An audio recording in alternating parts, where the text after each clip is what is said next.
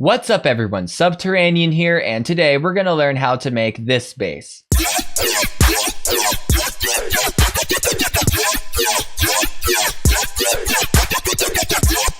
This type of bass is very common in the Riddim subgenre of dubstep that has become pretty popular over the last few years. Basses like this are very common in recent Riddim tracks, but this variant of that particular sound is kind of special because the main wavetable that I used for this sound is actually a sample of a sound that I'm sure many 90s and early 2000s internet users will be familiar with. The dial-up tone. And the inspiration for this bass actually came from when I saw some people online saying that dubstep sounds like dial-up noises. So I thought it'd be a funny idea to take dial-up noises and make a dubstep sound out of them, and it actually sounded pretty nice. I thought I did a good job. So let's go over to Serum and let's start building our sound. The first thing I'm going to do is I'm going to go over to the menu and initialize the preset, and let's take these two external effects and delete them because we won't need those until much later. So we've got a blank oscillator A right here, and I'm going to swap this out for the dial-up wavetable that I made. And in the description box below, we'll have a link where you can download this wavetable for free along with the Ableton project file and the Serum preset. So this is the dial-up wavetable. To quickly go through how I made it, what I did is I took a specific portion of the sound. I always thought that part actually sounded pretty cool, even as a kid, and I cropped out this specific part because I didn't want to import any other sections. So after freezing that part, I imported it into Serum, and then I basically just did some housekeeping. I went to add remove, and I did a remove multi-selection on any parts of the sound I didn't like. Then I went to morph, and I cross-faded everything, and I also used spectral zero fundamental phase to make everything sound smooth and not blocky. And then I went to process, and I normalized each, so every part of the wavetable is at an even volume. Now let's scroll through the wavetable position. Let's see if we can find a good sound. We'll go for about 64 right here. And now we'll take LFO1, drag that onto the wavetable position knob. And that's a little bit too crazy for me, so let's scale that back. And I like it on 18 right here. Now let's go over to Oscillator A's warp menu, and we'll turn on Mirror. Now I don't see a lot of people using Mirror for their basses, and that's kind of unfortunate because you can create some really cool unique sounds with the Mirror warp mode. And it's even got a pretty cool look to it. You can see that it adds that sort of mirror effect to your wavetable. I like it right here on 68%. And once again, we'll take LFO1, drag that onto Mirror, and we'll scale that back just a little bit. We'll go for about 20 or 21. Now I'm going to go over to our octave tab. Let's increase that to +2, so we've got a pretty high-pitched sound.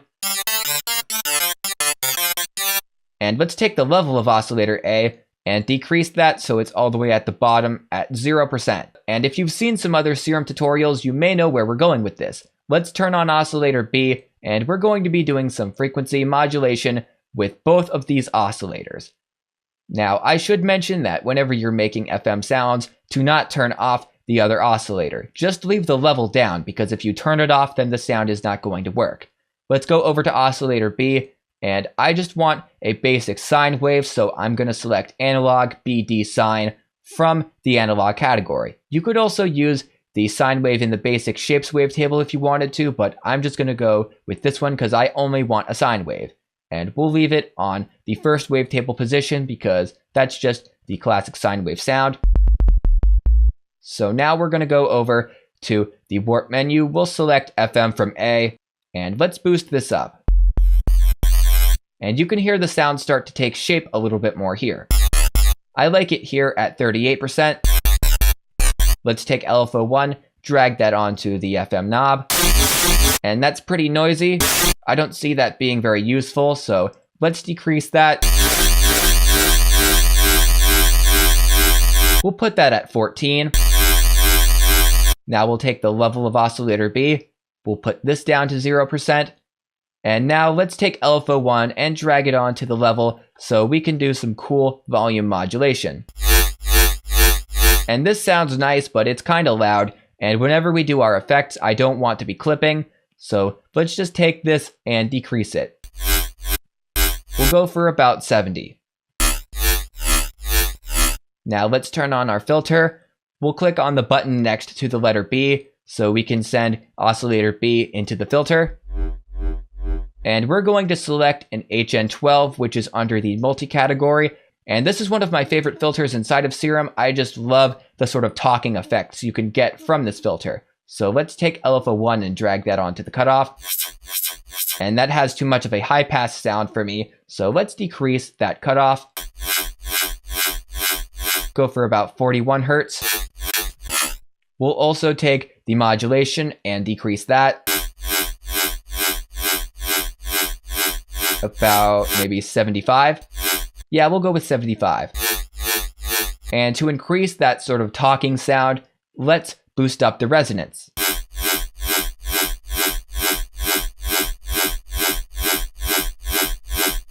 We'll go for about 38%. And let's increase that even more by putting LFO1 onto the resonance so we can modulate it. That's a little bit too much squelch, so let's put that back.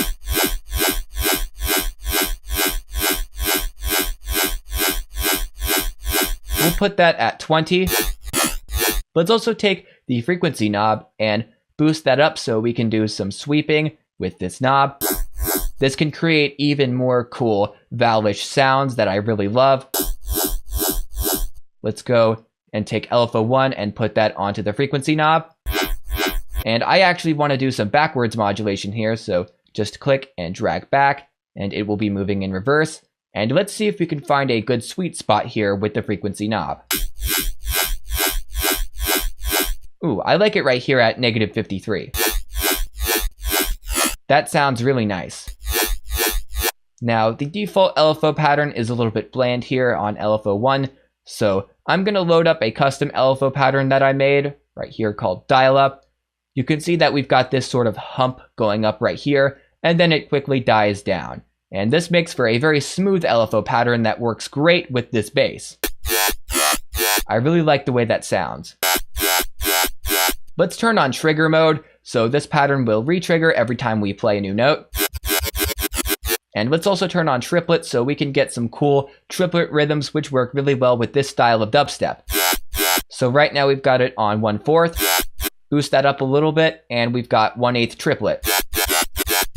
And whenever you're writing tracks in this style of dubstep, I suggest modulating the rate with your bass patterns so you can get some more interesting patterns going on, like I did here with my example track. You can see that it starts out slower, and then it progressively gets faster as the pattern goes along, and this stops the bass from sounding stagnant and boring. So let's also change up LFO2 a little bit.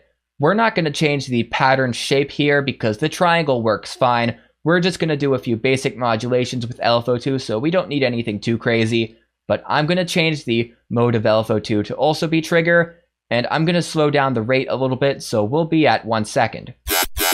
Let's also go over to our voicing tab, put on mono and legato, so now whenever we play multiple notes at the same time, they just sort of cut each other off. Whenever you're making dubstep basses, you do not want to have 2 or more notes playing at the same time. It just doesn't sound good. So I would suggest turning on mono and legato for all of your basses, just in case. Now let's go over to the effects tab, and I'm going to set the first effect to be distortion, and in our little audio effect rack right here, I'm going to take the distortion and drag it up to be the first effect applied.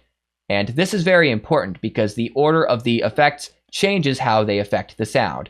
So right now, we've got the sound going from the oscillator tab in Serum into the distortion. And then if we throw on another effect, like the hyperdimension, the sound is getting distorted first by this effect, and then it's being fed into the hyper, and it's being given some sort of chorusy effects from the hyper. But if we switch that around, the sound is getting the chorus effects first, and then the distortion comes in later and crunches it up. And sometimes this doesn't sound very good.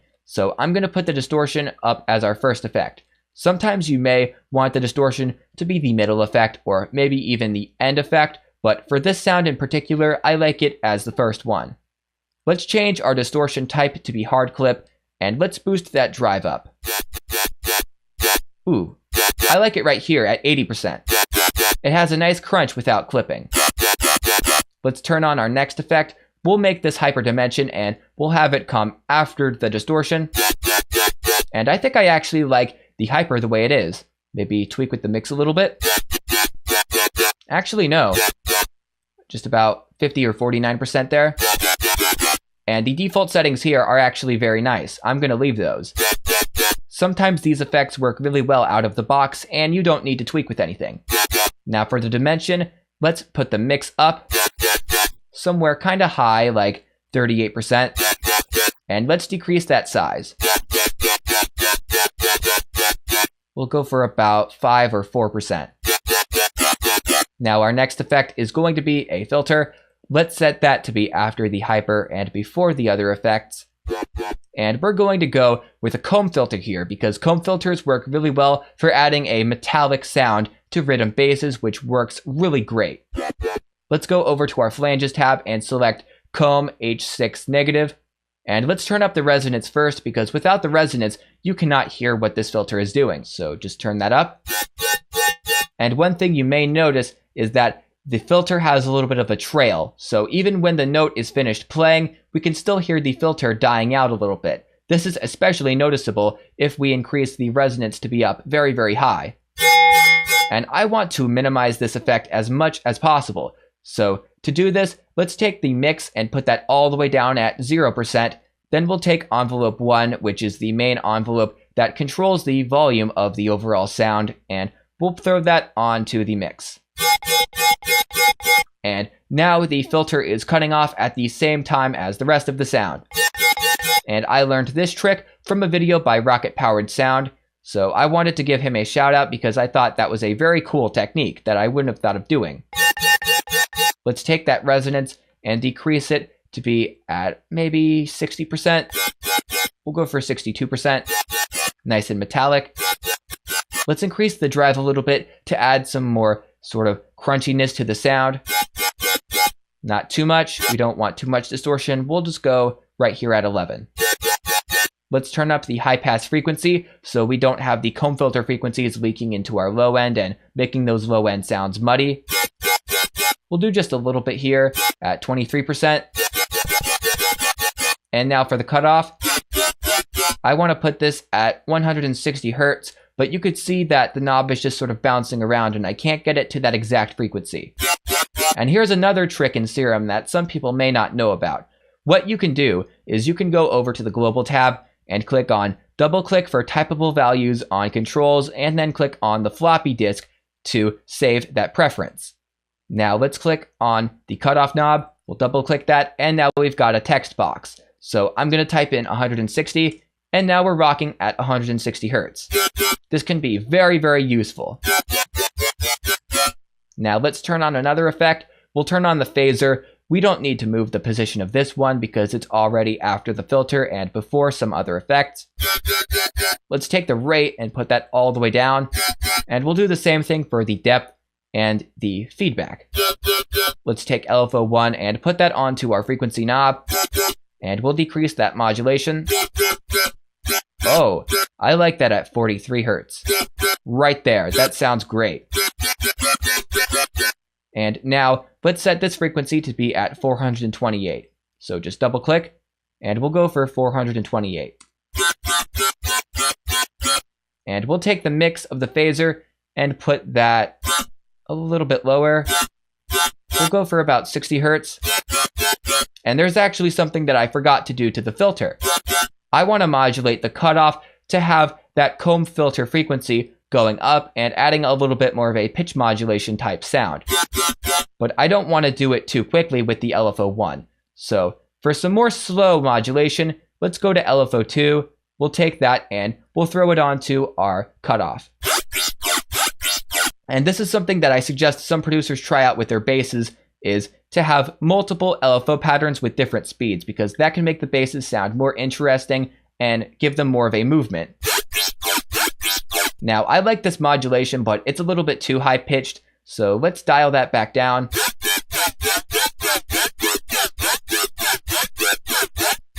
I like that at 27. That sounds really good there.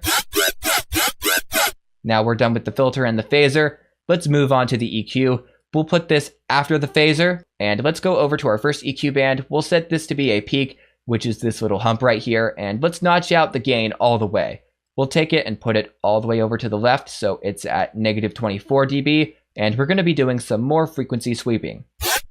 Let's also take that Q knob, which is basically just a resonance knob, and we'll tighten it up, make it more compact. We'll go for about 84%. And now let's find a good spot with the frequency knob. Somewhere around maybe 63 Hz right here. And now we can take LFO1, throw that onto the frequency knob, and begin to do some sweeping. It's hard to hear the sweeping effects right now because the modulation is very high, and it's going up to a frequency that's very hard for most humans to hear. So let's decrease that.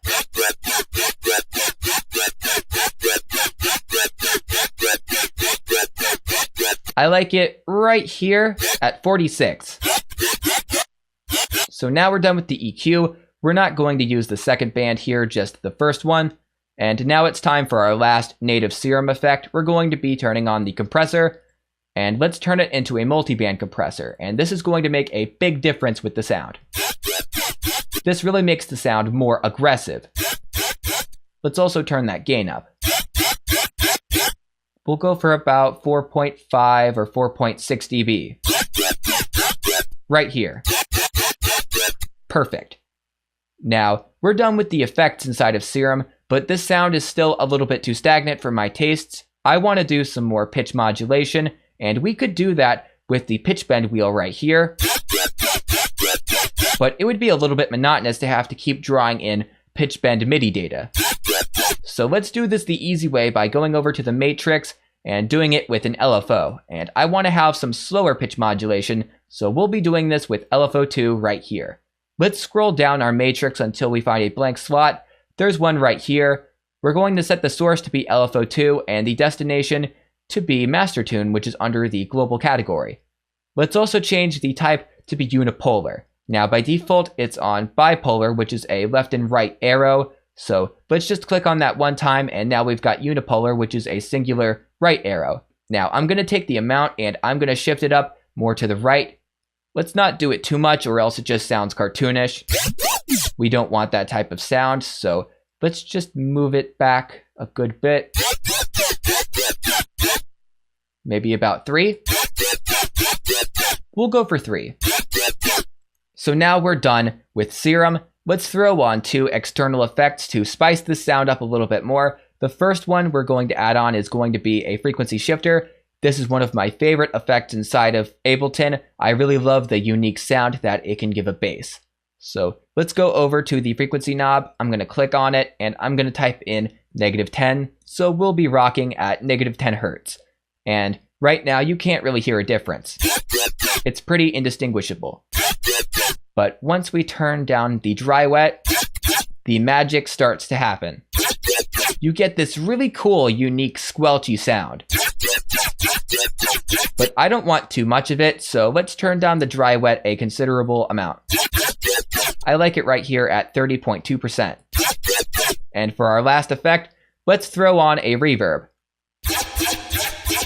Let's turn off the chorus because it's not doing much for this sound.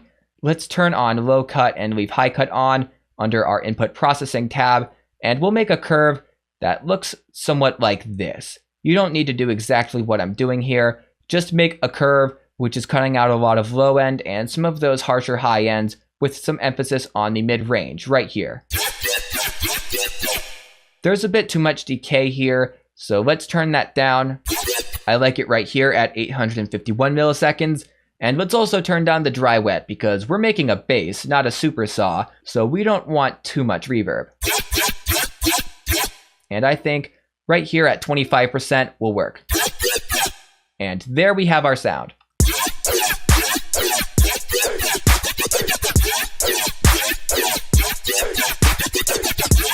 So that was my tutorial. And if you enjoyed this video, please check out my channel and subscribe for more electronic music related content.